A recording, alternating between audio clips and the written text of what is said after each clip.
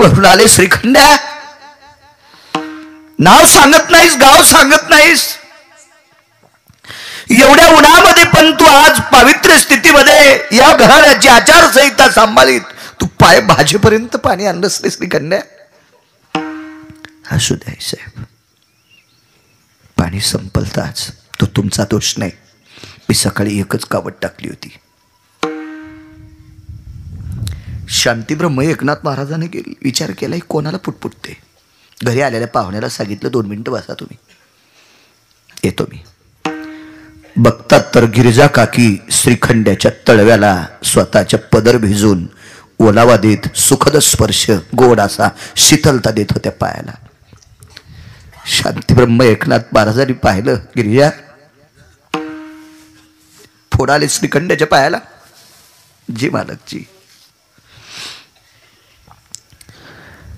शांतीब्रह्म एकनाथ महाराजही रडत होते. दोघं रडत असताना श्रीखंड्या उठले आणि गिरिजा काकीची एकनाथ महाराजाचे डोळे पुसले. आणि मग मात्र एकटा श्रीखंड्या उकसाबुकशी रडू लागला. गिरिजा काकीने स्वतःच्या पदराने शांतीब्रह्म एकनाथ महाराजांनी पंचानी डोळे पुसले, पण श्रीखंड्याचं रडणं थांबत नव्हतं. म्हणून नाचे मागे मागे सांगतोय.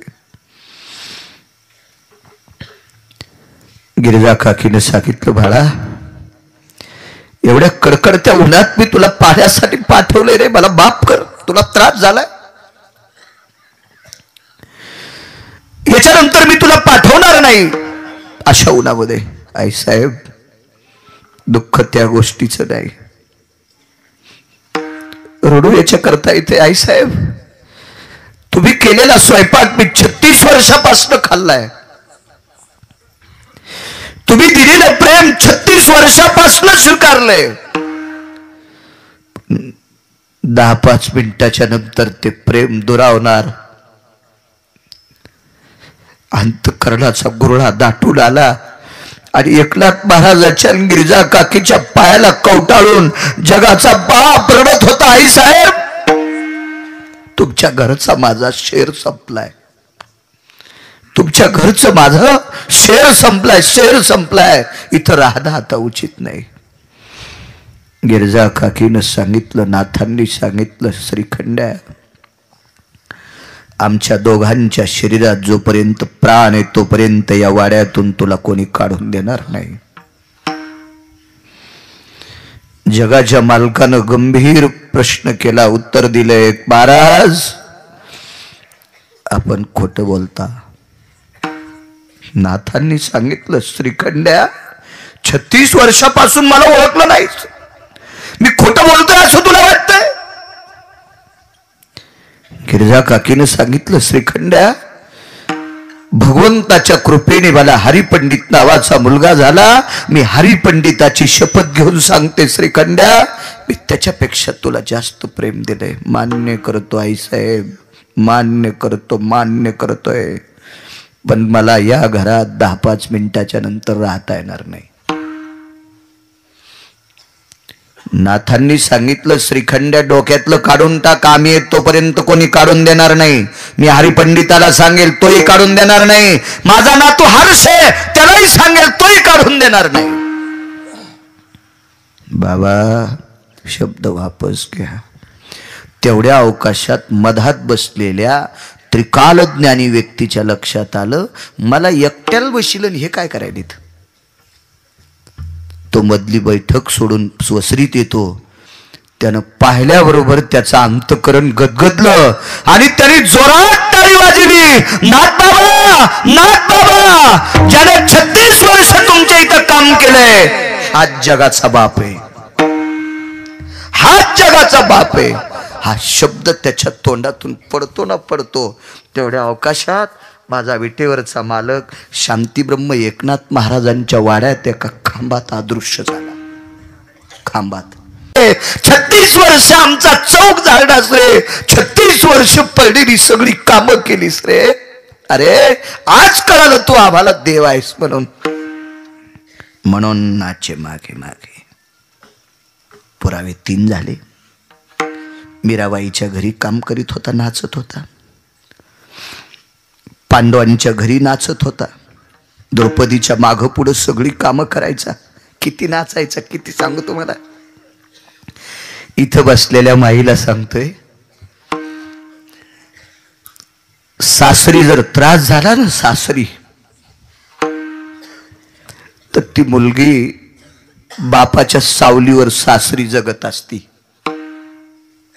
सावली, बापाच्या सावलीवर म्हणजे त्याच्या कर्तृत्वावर, त्याच्या बळावरती सासरी जगत असती. आता कदा एखाद्या मुलीचे वडील वारले तर ती चुलत्याच्या बळावर जगत असते, कालांतरानं भावाच्या बळावर जगत असते. पण आपले वडील, आपले काका, आपले भाऊ कितपत कामाला येतील. इराटाच्या घरी कीचकानी ज्या वेळेला सकाळच्या 4 वाजता हाताला स्पर्श केला, त्यावेळेला जगाच्या मालकाच्या डोळ्यातून रुधिर येत होतं. रुधिर म्हणजे रक्त. माझ्या बहिणीला त्रास, किती सेवा. एके दिवशी द्रौपदी रस्त्याने चालली, तिला घाम येत असताना सूर्याला, आगा भास्करो तेजो कांती, हे स्वेदाम भगिनी भवयाप्तानाम, ये ती ललाट प्रपटले श्वेता तज्जायते तेजो भयव्याप्ती दिवाकरः नैवम गांजा कसम लिखितम.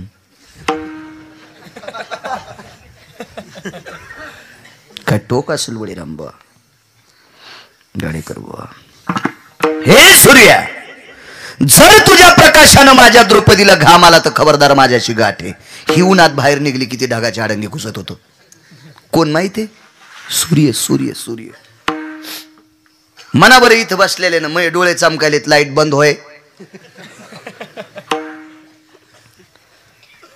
तिकडे सोमनाथनं कोणी बटन दाबल्या बंद होईल, आपल्या मनाने हे लाईटा बंद होय. मरगिरगाव कर तरी होत नाही ते. आमच्यावर घेतल्यावर तुम्ही हसत आणि तुमच्या चॅनल बंद होतो का?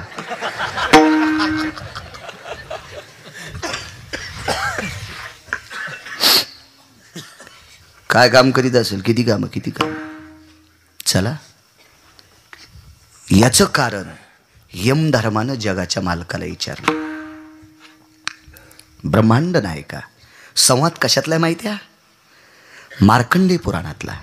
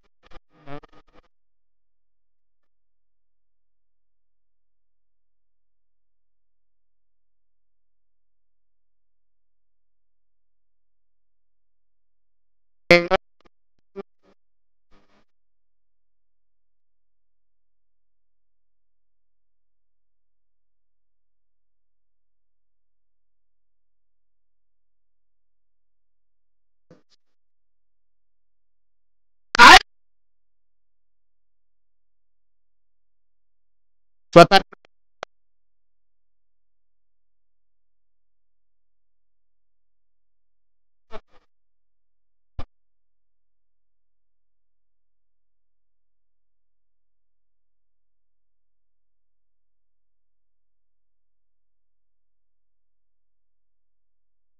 काय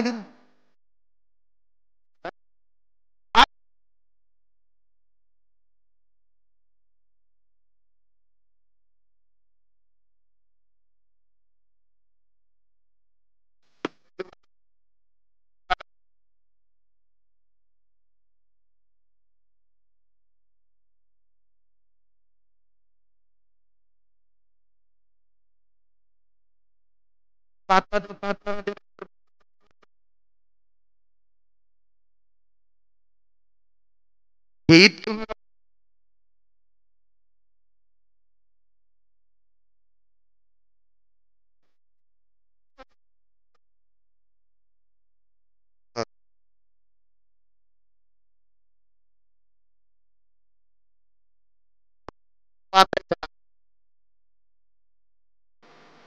बऱ्याच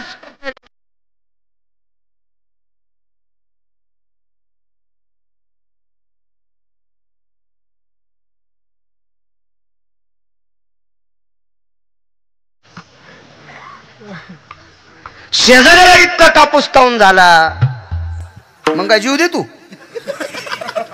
अर्ध्यानं खत घातला असेल ना म्हणून झालाय.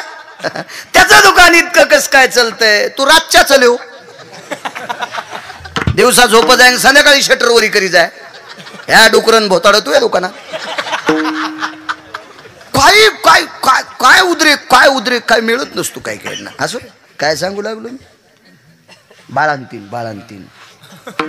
हो, आज एक मला वाटते शबरीची पुण्यतिथी आहे. शबरी मातेची पुण्यतिथी. काय पर्व काळ भेटला येवळ तर ते बी सांगू.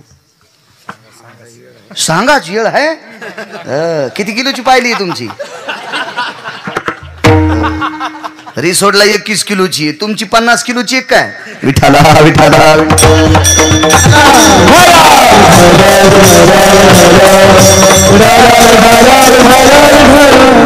एक पर्यंत पण बाईनं आनंदानं केलं. घाट्या घोंगरं लावून झोली टाकल्या, शिदोऱ्या जेजुऱ्या केल्या, पोराला दागिने केले, त्या लेकराला पोरगी वाट लावली. दुसऱ्या बाळात पणाल पोरगी 1.5 वर्षाला झाली.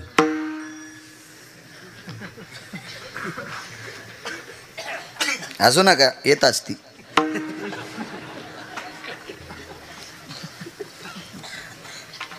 ते एक तिला केलं, आनंदाने केलं. तिसऱ्या बाळात पणाला पोरगी आल्या. 5 वरात पोरगी वाटच लावली. बबे बाई आता मै सुनबाई लहान तान लेकरू घेऊन आली आणि 2 बाळातनी एका घरात नसत्यात बाई. तू निघ बरं बाई, तू निघ तू निघ. तिसऱ्या बाळात पणाला माय कटाळली, माय माय माय कटाळली माय. आणि चौथ्या बाळात पणाला पोरगी याच्या आधीच माईने सांगितलं, बबे त्या पाया पडते माय, माझ्या जीवाचा पत्रा झाला बबे, पत्रा झाला पत्रा. काय बबे तुझ्या बापाचा स्वभाव होतो तुलाच माहित होता. म्हाताऱ्यानं माया पिना पाडा बाई, भाडं भाडं घेतलं बाई तुझ्या बापांनो. कवडी इतकी मला किंमत दिली नाही बबे. निकून तिकून म्हातारपणी सुख झालं तर काय तुझे डुरू डुरू बाळात पण बबे माझ्या जीवाचा पत्रा. कशा हसत्यात बघा, कशा हसत्यात बघा, कशा हसत्यात आहे का नाही. माझ्या जीवाचा पत्रा झाला बबे, पत्रा झाला बाई. हे बाळात पण तुझ्या घरीच कर. कोण म्हणती माहितीये, माय माय माय माय माय. स्वप्नात नाही चांगल्याच्या नाही योग्याच्या ध्याना. आणि ते 27 दिवस बाळा ते धुवाला, 27 दिवस. म्हणून नाचे मागे मागे. यम विचारायला देवाला, यम यम यम. चोखोबाची बहीण झाला सारंगधर, वहिनी उघडादार. तिथं नाचायला, तिथं सुद्धा काम करायला. यमाने विचारलं देवा, अरे जन्म दिलेली माय कंटाळते, याच्या पलीकडे सांगू का. अख्खं जीवन कष्ट करून लेकरासाठी संपत्ती कमू द्या, पण उतार वयात ती संपत्ती खर्चत असताना जर थोडासा मुलांचा पाय घसरला तर त्या बापाला वाटते झालं तेव्हा मारलं असतं तर बरं झालं असतं. एक नाही तर याला कमवून ठेवायच्या आधी सगळं सप्त्याला दिलं असतं तर 2. काय कष्ट केले मी, काय कष्ट केले, काय कष्ट केले, किती संपत्ती कमवली. आणि बेट लग्न झाल्या झाल्या बायकोच्या गन पावडर साठी 3 एकर विकली. बाय म्हणल्या माय.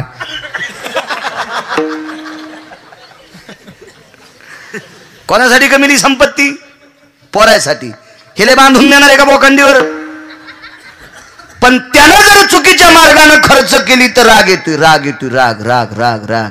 देवा जगाचा बाप आहेस तू, जगाचा बाप. हा कोपी तरी निवांतच आहे, हा ऋषी तरी कोणतं पिस लागलं होतं, नवल पिशे नवल पिस देवा. अरे बाप पोराचं ऐकणं चुकलं तर त्याला मान्य करीन. तू जगाचा बाप. अर्जुनाला जर रुसला तर सांत्वन करायला, रागावला तर सहन करायला, त्याचा स्वभावच कडक आहे. असं म्हणतो कशा करता? काय गरज आहे चोखोबाराच्या घरी तुला बाळा ते द्वाची? काय गरज होती नाथांच्या घरी तुला हे करण्याची? काय गरज होती मीराबाईच्या इथं? काय गरज होती पांडवाच्या घरी? यमधर्माचे प्रश्नावर प्रश्न पडत होते. एकच उत्तर जगाच्या मालकाच्या तोंडातून पडलं. अंतकरण गदगदलेलं होतं. डोळ्यातून पाणी येत असताना वाट सुद्धा नव्हती, इतकं पाणी डोळ्यातून येत होतं. आणि तोंडातून बोबडी वळत असताना एक शब्द पडला, भक्तीचं कर्ज माझ्या डोक्यावर होतं. भक्तीचं कर्ज, द्रौपदीच्या नामस्मरणाचं कर्ज, अर्जुनाच्या नामस्मरणाचं कर्ज, पहाती पांडवा अखंड वनवासी, भक्तीचं नामस्मरणाचं कर्ज, मीराबाईच्या जन्मभराच्या श्वासा इतके मोजिले बाई मी इकत घेतला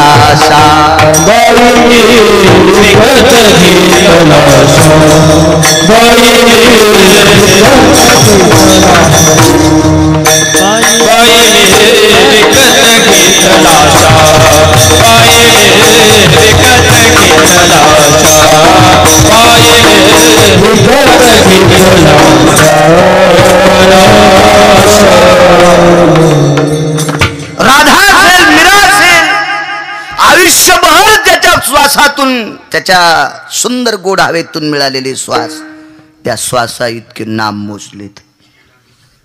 हो, इकत घेतला, इकत इकत इकत इकत. भक्तीचं टोक.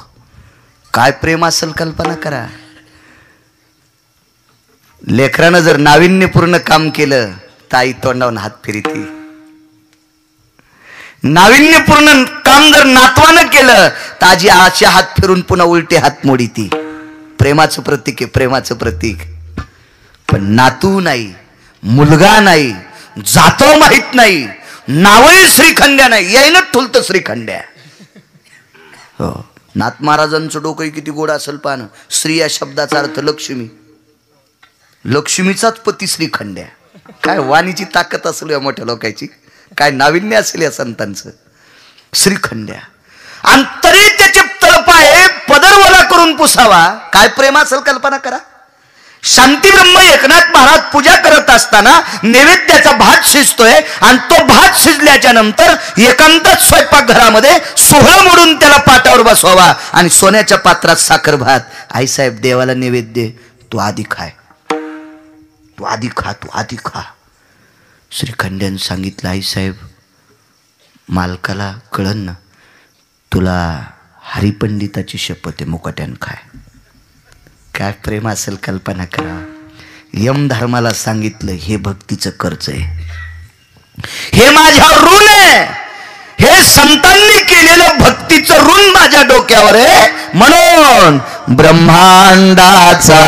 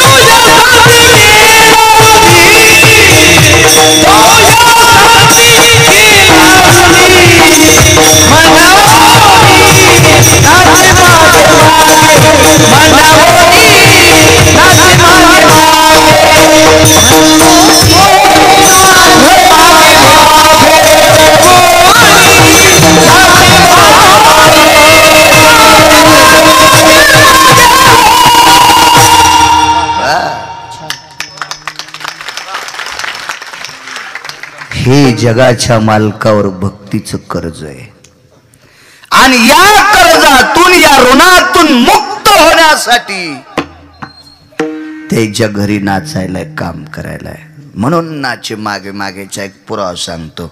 बळीराम बाबा 10-15 मिनिटात सुट्टी द्या राव, असं इतकं नसते आहे का नाही. एवढं असं चरबटपणा नसतो राव, हिशोबात वागावं माणसानं. महाराज येत राव तुम्ही विठाला विठाला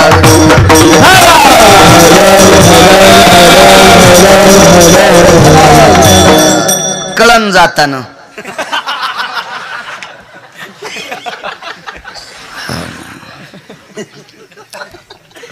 म्हणून नाचे मागे मागे पुन्हा येतो पुढं. पांडव वनवासात होते. किती नाचतय किती नाचतय किती नाचतय. बाया माहेरात गेल्याच्या नंतर म्हणतात सहज सहज आता मी लय फिरतो ना, मी संसारिक आहे, बायको आहे मला. हा, जर मला बायको नसती तर मी इचकीनं लोक म्हणले असते टाचक्या ते काय लायकी आहे तुला, कस काय इचकीता येतं. मी संसारात आहे ना, बोचकारे लागतेत ना मला, त्याच्यामुळे सांगतोय तुम्हाला. आणि तुमचे चेहरे पाहिल्यावर कळतंय ना मला. माय काय गोळ्या थोड्या उडाल्या. पोरगी माहेराला गेल्या एखाद्याने विचारा बबे कस काय बाई, काय सांगायचं सखे. बाई बाई बाई बाई बाई बाई बाई बाई बाई बाई मावनावरा का नाही, मावनावरा का नाही, सगळं मोहच ऐकतू ऐकतू. चंडाळणी गुरख्याल बोलायली काय ऐकतू म्हणती. म्हण जाऊ नका असं, पाया पडतं तुमच्या. बाईचा सर्वात मोठा देव आहे कपाळाचा मालक. जगात 1 नंबरचा देव बाईचा आपला पती. जगात जगात. आणि जी बाई मालकाला देव मानती त्या बाईला विटेवरचा मालक प्रणाम करतोय.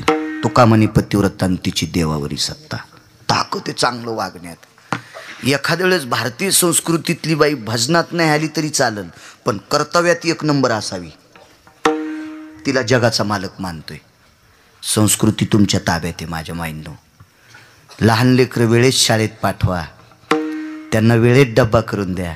शाळेचा टाईम लक्षात घेऊन वेळेत घरी आलेत का, अभ्यासाला बसलेत का, त्यांच्या बुद्धिवाद त्यांच्या डोक्यात घाला. त्यांना नाना प्रकारच्या सचोट्या द्या, संस्काराचे डोस द्या आणि त्याला मोठं करा. हे तुमचं भक्तीचं टोक आहे. तुमच्याच एका माऊलीच्या पोटी वामन भाऊ, तुमच्याच एका माऊलीच्या पोटी भगवान कृष्ण परमात्मा, तुमच्याच पोटी अर्जुन, तुमच्याच पोटी.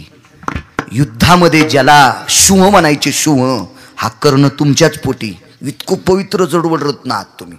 फार मोठं टोक आहे तुमचं. जरासं नवऱ्यानं ऐकलं तर माहेरात म्हणती बाई किती कापूस हो द्या. ते इकून आलं की माझ्याच हाताने पैसे ठेवतोय ठेवतोय. दुःख वाटतं. आमचे मालक म्हणे जा, आमच्या मुलांचे बाबा म्हणे जा, माझे मालक म्हणे जा, माझे पती म्हणे जा. असं नका गुरख्यावानी बोल जाऊ. जिबीला किडीड असतील तुमच्या, झोपीती चूड असेल. हो, माळोद अंगाव पडन एखाद्याशी सक्रातीच्या दिवशी. असं नका करी जाऊ. हो, पाया पडतो तुमच्या. हो, इतकं घ्या आजच्या कीर्तनात. काही घेऊ नका, इतकंच घ्या. मालकाला देव मानी जा. हो. आमच्या घरचे एके दिवशी म्हणले, बाई मला हरिपाठच पाठ करायचा. मी म्हणलं हरिपाठ पाठ करण्याबद्दल काय नाही, पण 2 दिवस झालं मी धोत्र मळाले ते धुईन. ती पुन्हा म्हणलीच नाही हरिपाठ पाठ करायचे. नाही एवढे हसू नका, तसं करीतच नाही माझी बायको. फक्त तुम्हाला राग येईन म्हणून मी माझ्या बायकोवर घेतलंय. गळ्यात शपथ तुमचं सांगायलो. त्याला वाटलं याची अशीच येडी आहे का, मी नाशिकला गेलो असतो काव लावून. इतकी येडगळ म्हणल्या. म्हणून नाचे मागे मागे, म्हणून नाचे मागे मागे. वनवासात पांडव आहेत, वनवासात पांडव आहेत. बरं कीर्तन कौरक चलू द्यायचं खालच्या सांगा बरं. निदान गाऱ्यात बसलेले तर उठा ना, म्हणजे मला कळलं आता मी सोडावं म्हणून.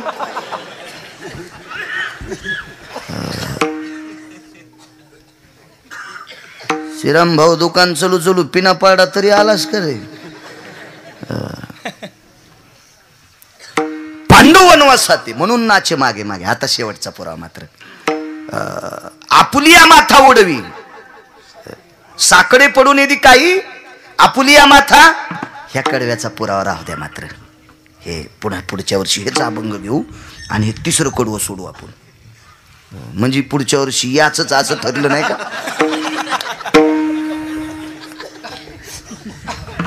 तसं काय नाही, तसा ताण पडू देऊ नका बळीराम बाबा. काय ताण नाही तुम्हाला. 30 गाव पठ्ठ्याला 36 गाव, काय ताण नाही घ्यायचं त्याला. वनवासात पांडव आहेत आणि वनवासात द्रौपदीला हात लावायचा नाही. हात लावायचा नाही याचा अर्थ माझ्या माईला कळाला. दुर्शी आहे द्रौपदी. याच्या पलीकडे शास्त्रातली भाषा सांगू, ती रजस्वाला आहे. 4 दिवसाचा प्रसंग आहे. या 4 दिवसाच्या प्रसंगामध्ये द्रौपदी पर्णकुटीच्या बाहेर झोपत होती. वनवासात पांडव कसे राहत होते हे महाभारतातल्या 8 श्लोकात पहा. 8 श्लोकात, येन वनाय निर्जनम तरुयाम शाखा पल्लवानि वास्तु पुरुषाणाय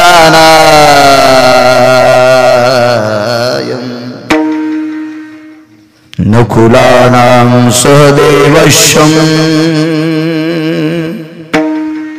येन पार्था युधिष्ठिरेषु पांचालयं सुकन्यानां येन पांचाली भयो संगयो. तशा वनात द्रौपदी सांभाळणं किती नाविन्य असेल कल्पना करा. रात्रंदिवस 4 बाजूनं मधात द्रौपदी. पण दर महिन्याच्या 4 दिवसाचा काल बिकट यायचा. भीमाचं डोकं पर्णकुटीच्या दाराच्या थोडं बाहेर आणि पर्णकुटीच्या एका बाजूला द्रौपदी झोपायची. 4 दिवसाचा काल. सकाळी सगळे उठले की गंगेला स्नानाला जायचे. येता येता कधी पाणी पिण्यासाठी भरून आणायचे, तिथपर्यंत ठीक आहे. पण 4 दिवसाच्या कालात द्रौपदीला गंगेवर जाता येत नव्हतं. कारण भारतीय संस्कृतीची प्रणाली आहे. लोक कितपत मानतील, काय मानायचं, हे कितपत खरं आहे हे महाभारत सांगते. एखाद्याला पटत नसेल तर महाभारत काय गिरगावकरनं लिहिलं नाही, ज्यानं लिहिलंय त्याची सोय पाय. ते काय आमच्या बापाची जहागिरी नाही. महाभारत व्यासांचं काव्य, मी सांगत नाही. तुका म्हणे नाही विश्वास ज्या म्हणे पाहावे पुराणी. पुराण बघ बाबा, काय मी थोडं बघ करायला लागलो. महाभारत सांगते. मग या 4 दिवसाच्या कालामध्ये द्रौपदीला गंगेवर जाता येत नाही. मग आंघोळ करायची कशी? पतीनं जर पाणी आणून द्यावा, यती भ्रतारे वचम सेव्यायाम अधो पापांबय व्याप्ती. पतीकडनं काम घेतल्याचं पाप लागतंय. म्हणून त्यांनी पाणी आणू द्यायचं नाही. आणू द्यायचं नाही म्हणजे ते आणीतच नव्हते, होते आणि ते हीच पाणी भरत होती, हीच पाणी भरत होती. मग कोण पाणी आणतंय? कोण आणत असेल पाणी? याचा एक दुसरा एक पुरावा आहे. एका ठिकाणी असा पुरावा आहे केला, काही वेळ कुंती हस्तिनापुरात होती, पांडवच गेले फक्त, मधात द्रौपदी प्राप्त झाली. आणि काही असा उल्लेख आहे कुंती सुद्धा सोबत होती. याच्यासाठी शोधा, महाभारतातल्या रुचा शोधा, मग लक्षात येईल तुम्हाला. शोधा रुचा, ऐकायचं नाही. सांगणारे सगळे वाचूनच सांगतेत का, याच्यावर पुढा महत्वाचा प्रश्न आहे. जे सांगतेत का ते सगळे वाचूनच सांगतेत का, हे बी मोठा प्रश्न आहे ना. त्या ठिकाणी बरं का. आणि मग अशा प्रकारे, आणि आता काय सांगू बरं का, आम्हाला हान काय सांगू तू, आम्ही ऐकायला बसलो ना, आम्हाला विचारितोय काय सांगू तू मग. आणि काय बोलायचं बरं का, 2-4 शिव्या दी. आणि मग तो दुर्योधन उघडात चालला बरं का. त्याला त्याचं शरीर नखापासून शेंडीपासून वज्राचं करायचं होतं बरं का. आणि काय मग सुदामा माळी नावाचा एक माळी भेटला बरं का. त्याच्या घरी पित्र होते बरं का. आणि पित्रासाठी केळीचे पानं घेऊन जात होता बरं का. आणि मग त्या माळ्याने सांगितलं कमराला केळीचे पानं गुंडाळ बरं का. आणि मग तितकाच दुर्योधन हाडामासाचा राहिला. वाचून सांग जाय रे, माणसं मरतील.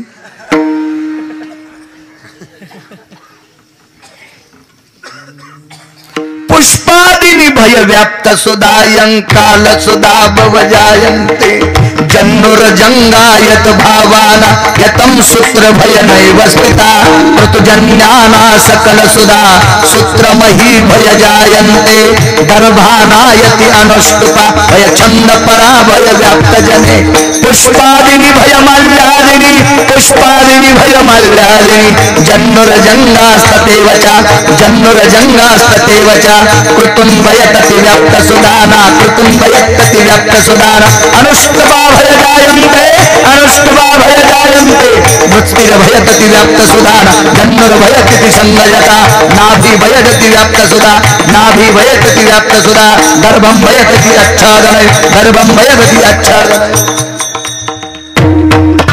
पुढे म्हणू का, नैवम गांजा कसम लिखितम नैवम गांजा कसम लिखित. याला बी वाजविलं. मोराचे पंख हातात घ्यायचे लक्ष्मी मातेनं. आणि मोराचे पंख हातात घेऊन भगवान झोपल्याच्या नंतर वृष्णिर भयतति व्याल सुदाना दृष्टिभवचति जायन्ते आपांपति यन निरभवाना चक्षर हेतायनो भवा. असा सुपरिमळ करायचा. आणि मग आईसाहेब झोपायच्या. आणि आईसाहेब झोपल्यावर हे उठायचं आणि द्रौपदीच्या उशाला पाण्याची माठ भरून ठेवायचं. सकाळी ती आंघोळ करायची. एके दिवशी कुंतीने विचारलं, धर्मानं विचार केला, भीमानं विचार केला, नकुलानं विचार केला, सहदेवानं विचार केला, अर्जुनानं विचार केला. ही इरवी गंगेला स्नानाला जाती पण 4 दिवस ही घरी आंघोळ करते. आम्ही 5 भाऊ देत नाहीत, सासू देत नाहीत, मग हिला पाणी कोण देतंय. म्हणून नाचे मागे मागे. एके दिवशी भीमानं पल्ल्यावर घेतलं, द्रौपदी तुला 4 दिवस आंघोळीला पाणी कोण देते. तीन सांगितलं, मालक कितीतरी वर्ष झाला आपण वनवासात आहे, पण 4 दिवसाच्या काळात मी झोपले असताना झोपीतच माझ्या उशाला कोणीतरी पाण्याचे माठ भरून ठेवते. ते माठ सुद्धा कोण्या कुंभाराकडे तयार केलेला होता ते दुसऱ्या कीर्तनात सांगेल. त्या कुंभाराचं नाव सुद्धा विशिष्ट प्रकारचा कुंभार आहे. पुराणामध्ये 14 कुंभार विशिष्ट आहेत, प्रसिद्ध कुंभार आहेत पुराणामध्ये. त्याच्यापैकी माझ्या वारकरी संप्रदायात गोरोबा काका नावाचे कुंभार फार विशिष्ट फार विशिष्ट फार विशिष्ट. आणि द्रौपदीला पाणी आणून देण्यासाठी मातीचं गाडगं ज्या कुंभारानं घडलं ते द्वापार युगातला कुंभार. त्याचं नाव घरी गेल्यावर बघा, हां लक्षात घ्या. पान पुराणात 5वीच्या पोराला मोबाईलचं बटन दाबल्यावर त्या कुंभाराचं नाव सापडेल, पण ते त्याच्यात घातलेला पाहिजे कुंभार. विठाला विठाला विठाला.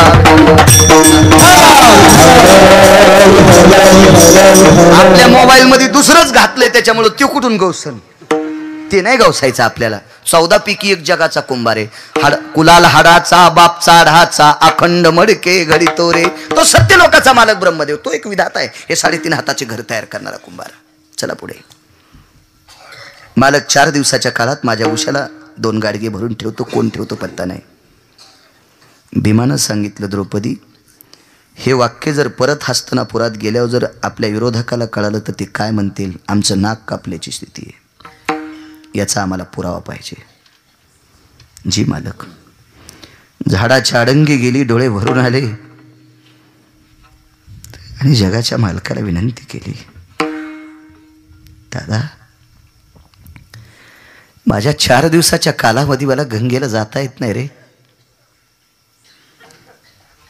पण देवा काय तुझी माझ्यावर कृपा असेल, कोण माझ्यावर दया करते, या वनामध्ये कोण माझ्यावर दया करते मला कळत नाही रे, माझ्या उशाला 2 गाडगे भरून ठेवते, कोण ठेवते? देवानं समोर प्रगट झाले आणि सांगितलं, द्रौपदी तुझ्या उशाला भरून ठेवते, तुझं काम होते बस झालं. नाही देवा, एका मालकाच्या अंतःकरणात संशय, त्याचं नाव भीम आहे. त्यांनी मला जबाब देऊन विचारलं, कोण ठेवते, कोण ठेवते? उत्तर काय देऊ?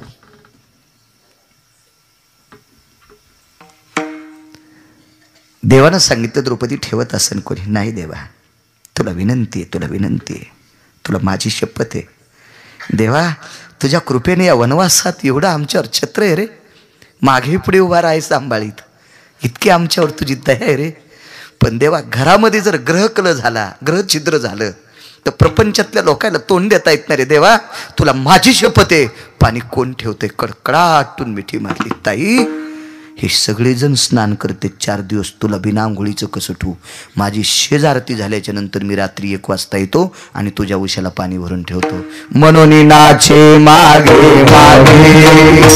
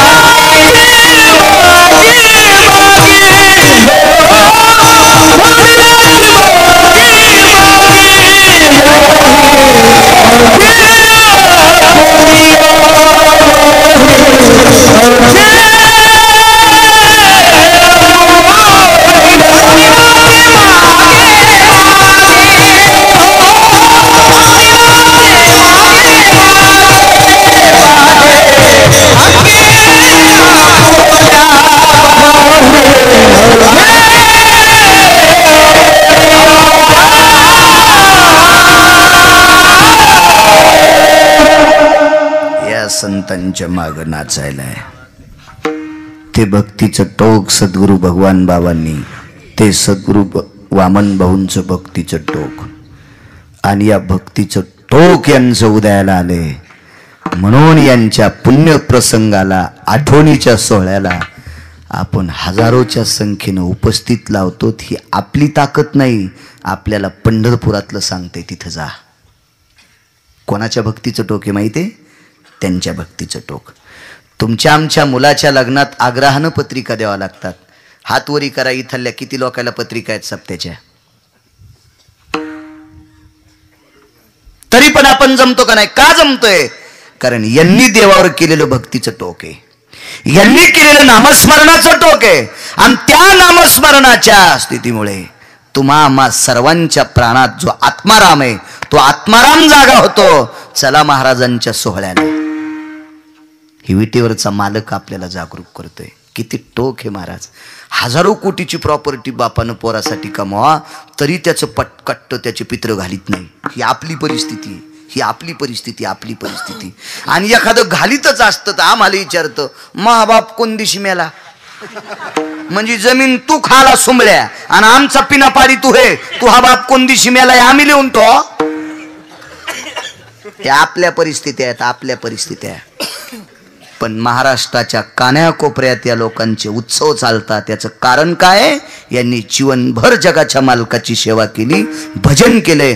तुमच्या माझ्यासारख्या जनावरासारख्या कुठेही मोकाट फिरणाऱ्या माणसांना रस्त्यावर आणून त्यांना मार्ग दाखवला, सन्मार्ग दाखवला, दयेचा मार्ग दाखवला, ज्ञातीचा मार्ग दाखविला. आणि हे मार्ग दाखवून परोपकारामध्ये जीवन काटलेले हे परोपकाराचं टोक जगाच्या मालकावर ते बोध झालाय. म्हणून महाराष्ट्रभर ज्यांच्या नावाचा जयघोष केला जातो, याचाच अर्थ जगाच्या मालकावर यांचं ऋण आहे. तो संती केला ऋणी. सद्गुरू भगवान बाबांच्या चरणी साष्टांग प्रणिपात, सद्गुरू वामन भाऊंच्या चरणी साष्टांग प्रणिपात. अधिष्ठान दैवत मारुतीराय, ज्ञानोबाराय, तुकोबाराय, नामदेवराय, चोखोबाराय, नाथबाबा, सावता महाराज, सेना महाराज, अष्टादश संत रयतेचे राजा छत्रपती शिवाजी महाराज, त्यांच्याही चरणी या परिसरातले यती, योगी, जपी, तपी, संन्यासी, महात्मे, साधक, वारकरी, सर्व या परिसरातल्या सर्व वारकऱ्यांना प्रणाम. उपस्थित सर्व श्रोत्यांना, मृदंगाचार्य, गुणीजन मंडळी सर्वांना साष्टांग प्रणिपात. मस्तक माझा पायावरी या वारकरी संतांच्या, तनपुरे महाराज अधिकारी, सर्वदी महाराज मंडळी सर्वांना प्रणाम करतो. साऊंड सिस्टीम आमचे सोमनाथ भाऊ फार सुंदर देतात. भगवंत तुमचंही कल्याण करो. आदरणीय बळजाम महाराजांनी मोठ्या आग्रहाने या ठिकाणी आमंत्रित केलं, त्यांना सुद्धा प्रणाम करतोय.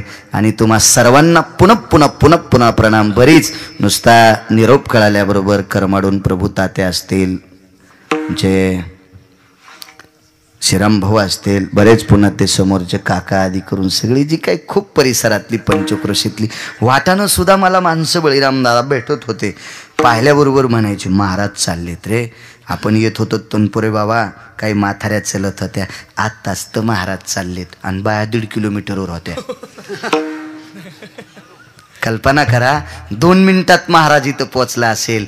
पण अशा थंडीमध्ये कानाला अंगावर अशा शाली कांबळी घेऊन बायका येत होत्या.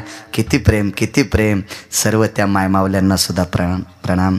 एकच मागतो तुम्हाला, माझा पाय लवकर नीट व्हावा इतकाच आशीर्वाद द्या. बाकी सगळं चांगलं आहे. पैशाचा माहिती पाऊस आहे. मला कापूस 530 क्विंटल झाला आहे. पैसे नका देऊ. नाही म्हणजे पाकिट द्या म्हणा. हो पण हो कापूस जा. तुरी बी लय मोठ्या. आपलं खळं लवकर झालं नाही करे. परभणी जिल्ह्यात तुरीचं खळं मग लवकर झालं. हो मग म्हणजे रानातली तूर. मला येत असते का तूर. हो जय फक्त आशीर्वाद. कसं उभं राहून कीर्तन असा असा जो माझ्या ज्ञानोबा आहे तो करायचा असा उल्हास येतो. इथं नाचता येतं ना. एखाद्याच्या लग्नात नाचलं लोक म्हणते गबाळ्या नाचायला. इथं मजा असते असं आतमध्ये नाचून नाचून नाचू कीर्तनाची अंगी. तशी गोष्ट असं होईल नीट देवाच्या कृपेने. काय ताण नाही, होत राहत असते, चलत राहते. भोग तर जगाच्या मालकाला चुकला नाही. आपलं काही एखाद्या जन्मातलं पाप असेल त्याच्यामुळे तंगड गुतून पडले, काय ताण नाही. हो तरी देवान मला कालच्या 4 फेब्रुवारीला वापस केलं, मागच्या 19 मधल्या. हो देव म्हणला यमाले यमड्या ते जरा रगिलवानी बोलते त्याला वापस कर. हो डॉक्टरनं सांगितलं होतं ते मेलं म्हणून. हो पण नंतर पुन्हा जिता झालो. कसं काय झालो काय माहीत. मग नंतर मला जालन्याला हुशे साहेबांनी खूप माझ्यावर उपचार केले. उपकार आहेत त्या माणसाची. येता येता आम्ही तिथूनही आलोत. हुशे साहेबांनी खूप माझ्यावर, मला वाटतं तात्या तुम्ही आलते भेटायला बरीच महाराज मंडळी. म्हणून बळराम दादा सर्व श्रोत्यांना पुनश्च प्रणाम करतो. काय पकवाद वाजलं, काय काय